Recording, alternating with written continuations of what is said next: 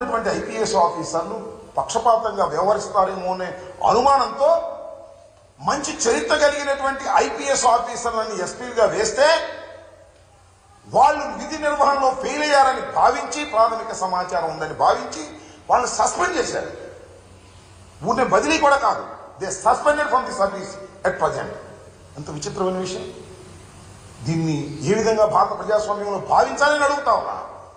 దీని వెనుక నేను ఒకటే మనవి చేస్తున్నా, నేను ఓడిపోతాను అని అనుకున్న రోజున నారా చంద్రబాబు నాయుడు గారు రాక్షసంగా వ్యవహరిస్తాడు. తనకు అధికారం రాదు అనుకున్నప్పుడు హింసను ప్రచురింపచేస్తాడు. ఇది నారా చంద్రబాబు నాయుడు గారి చరిత్ర. ఇవాళ పలనాడులో హింస జరగడానికి కారణం నారా చంద్రబాబు నాయుడు గారు, అదేవిధంగా పురంధరేశ్వరి గారు. ఇక్కడ మార్పుల వల్లే ఇంత హింస జరిగిందని నేను మనవి చేస్తున్నాను. ఎంత ఆశ్చర్యం అండి.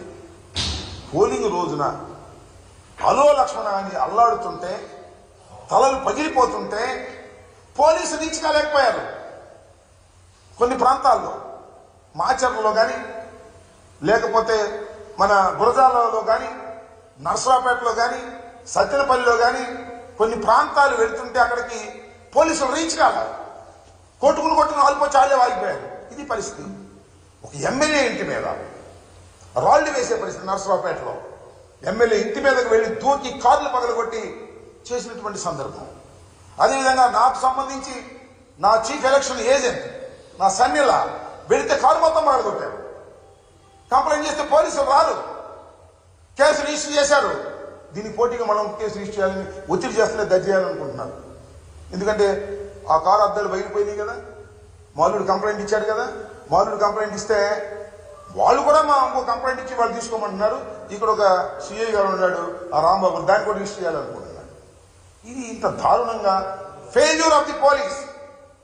దారుణంగా ఫెయిల్యూర్ అయ్యి ఎన్నికల సమయంలో ఫెయిల్యూర్ అయింది ఇక్కడ పల్నాడులో పోలీస్ వ్యవస్థ. నేను ఇంతకు ముందు కూడా ఆరోపణ చేశాను. ఇవాళ కూడా సిట్ అధికారులని ఎవరైతే వినీత్ బ్రిజ్వాల్ నాయకత్వంలో ఒక సిట్ ఫామ్ చేశారో ఎన్నికల కమిషన్, ఆ బృందాలన్నీ కూడా తిరిగి ఇవాళ ఏం జరుగుతుంది, ఎలా జరిగింది అనే దాని మీద విచారణ చేస్తూ ఉన్నారు. నేను నర్సరావుపేట వెళ్ళి ఆ బృందాన్ని కలవటం జరిగింది. వారికి చాలా వివరంగా నేను ఎక్స్ప్లెయిన్ చేశాను. నేను చెప్పినటువంటి ఇన్పుట్స్ కూడా తీసుకోమని చెప్పాను. ముఖ్యంగా పోలీసు వారు లోయర్ లెవెల్లో తెలుగుదేశంతో కొయ్యడైపోయారు. They have taken money from TDP people. Kanna Lakshman దగ్గర, వాళ్ళ అబ్బాయి దగ్గర డబ్బులు తీసేసుకున్నారు. సిఐలు, ఎస్ఐలు, ఐ నో ఎవ్రీబడి. కొంతమంది తీసుకోలేదని కూడా అది వేరే అంశం. అందరూ నేను ఒకటి మనవి చేశాను పోలీసు వారికి కూడా, ఆ సిట్లో ఉన్న వారికి కూడా, మీరు తెలుసుకోదలుచుకుంటే పోలీసు వారు చేసిన తప్పులు కానీ లంచాలు కానీ 5 నిమిషాల్లో మీరు తెలుసుకునేటువంటి అధికారం మీకుంటుంది, తెలుసుకోగలిగిన శక్తి కూడా మీకుంటుంది అని ఈ సందర్భంగా నేను వారికి చెప్పాను.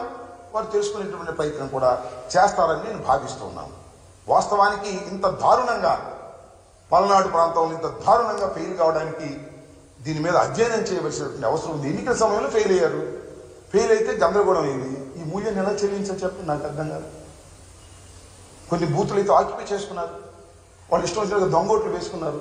రీపోలింగ్ అడిగితే నీకు ఇవ్వడానికి సిద్ధంగా లేరు.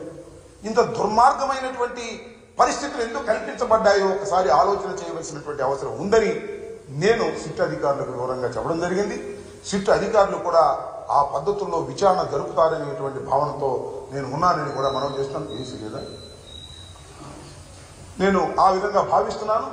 ఇంత దుర్మార్గమైనటువంటి ఆలోచన మరి ఎక్కడి నుంచి వచ్చింది, ఎలా వచ్చింది ఆలోచన చేయాలి. ఇప్పటికీ పోలీసుని ఐపీఎస్ ఆఫీసర్ సస్పెండ్ చేశారు.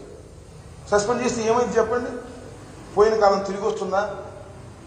తలలు పగిలిన తలలు అతుక్కుంటాయా? చాలా దారుణమైనటువంటి పరిస్థితి ఏర్పడింది. దీన్ని గమనించాలని కూడా నేను మనవి చేస్తున్నాను.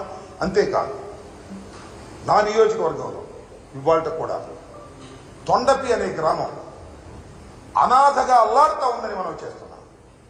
టోటల్ ముస్లిం మైనారిటీస్ అందరూ కూడా ఊరు వదిలి వెళ్ళిపోయి అక్కడో ఇక్కడో తలదాచుకునేటటువంటి పరిస్థితి ఏర్పడింది.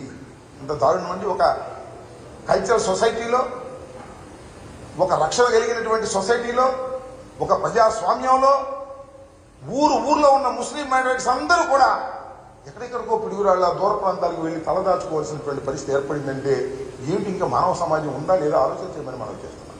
నిన్నక ఆ సిట్ అధికారిని కలిసినప్పుడు కూడా చెప్పారు, తొండపిలో శాంతి భద్రతలు లేవు, ఎక్కడెక్కడో తలదాచుకున్నారు, వాళ్ళందరినీ తీసుకురండి, వాళ్ళందరినీ తీసుకొచ్చి ఆ ఇళ్లలో ఉండే విధంగా చేయాలని. ఏం చేశారండి తొండపిలో?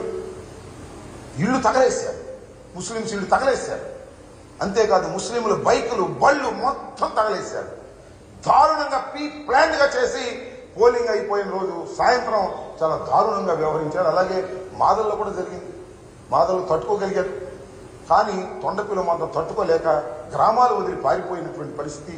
చాలా చోట్ల నుంచి నాకు ముస్లిమ్స్ ఫోన్ చేస్తున్నారు, ఏమండి తొండపి వాళ్ళు మా దగ్గరికి వచ్చారు, వాళ్ళు రక్షణ కల్పిస్తున్నాం, ఏంటండి తొండపి ఎప్పుడు వెళ్తారు ఏంటని నేను మనవి చేస్తున్నా. మీ ద్వారా సిట్టుకు మనవి చేస్తున్నా, మీ ద్వారా పోలీస్ అధికారులకు మనవి చేస్తున్నా. కొత్త ఎస్పీ గారు ఇంకా జాయిన్ అయినట్టుగా లేరు, వాళ్ళందరికీ మనవి చేస్తున్నా. తొండపిలో శాంతి భద్రతలు నెలకొల్పే విధంగా చూడండి. ఎవరైతే ఇళ్లు వదిలి పారిపోయి ఎక్కడో తలదాచుకుంటున్నారో వాళ్ళందరినీ తీసుకొచ్చేటటువంటి ప్రయత్నం చేయండి. ఇలాంటి పరిస్థితి నేను ఈ మధ్యకాలంలో ఎప్పుడు చూడలేదు. ఊళ్ళు వదిలిపెట్టి వెళ్ళిపోయినటువంటి పరిస్థితి, లా అండ్ ఆర్డర్ ఏమైపోయింది ఈ సమాజంలో అనేటువంటి బాధ కలుగుతా ఉంది. తొండపి మీద దృష్టి పెట్టి అక్కడ ఉన్నటువంటి ఇళ్లను సరిచేసి ఎవరైతే పారిపోయి బతుకుతున్నారో వాళ్ళందరినీ తీసుకొచ్చే కార్యక్రమం చేయవలసినటువంటి బాధ్యత మానవతా దృక్పథంతో కూడా ఉంది, చట్ట ప్రకారం కూడా ఉంది. ఆలోచన చేయమని మనవి చేస్తున్నా. నేను భావిస్తున్నాను ఈ సిట్ వచ్చిన తర్వాత అనంతపూర్లో కానీ లేదు పల్నాడులో కానీ విచారణ జరిగిన తర్వాత చాలామంది నేరస్తులు, ముఖ్యంగా దీనిలో నేరస్తులు పోలీసు వారే, బయట వారు ఏం కాదు, డబ్బులు ఇస్తే తీసుకున్న వాళ్ళు, సమయానికి డ్యూటీ చేయని వారు, అలసత్వం వహించేవారు, నువ్వు చేసుకోరా బాబు అనేవాడు, వాళ్ళందరి మీద యాక్షన్ తీసుకోవాల్సిన అవసరం ఉంది. నేను సిట్ వారికి కూడా చెప్పాను, ఎవరైతే క్యాండిడేట్స్ దగ్గర